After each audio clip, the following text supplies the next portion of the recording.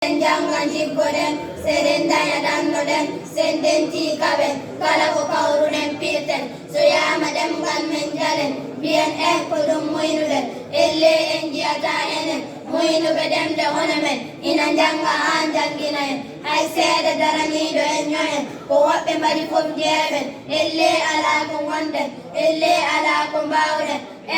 ina rewen, soya maden den chaluden, soya manjangem purjinen, dengal men no sofen ala fof ko gimmaniɗen no mbaɗen ni no weli en ko ngamela tan reɓen ha dadaɗen jebbiliɗen daɗaɓe ngabbaki gonɗen goni ngare bamen goni ngare pirten aduna hande janggen wota en barde koye men ɗemgal aada e pina men pullo fof ko hono men jaɓɓo e caliɗo jiiɗen koye laana wota gonɗe so pular wuuri muuren so pular maayi mayde ko yiyanta gandal gonɗen ɗemɗe mawɗe ina cati en kono ko ɗemɗe hono men liggaɗe ha ndewi en wota pulkitoɗen puuyen ɗemgal men no sohli en janngude e janginɗo nderɗen hakkele ñolngol guitten gaɗen jehen gabbuɗen wonɓe yeeso parata en wondini koɓe giɗa garen peeje maɓɓe wela eɗen keeɗe caggal ndenen wota puuten koye men sen janngani ɗemgal men hay goto jannganta en joni on to paaɗen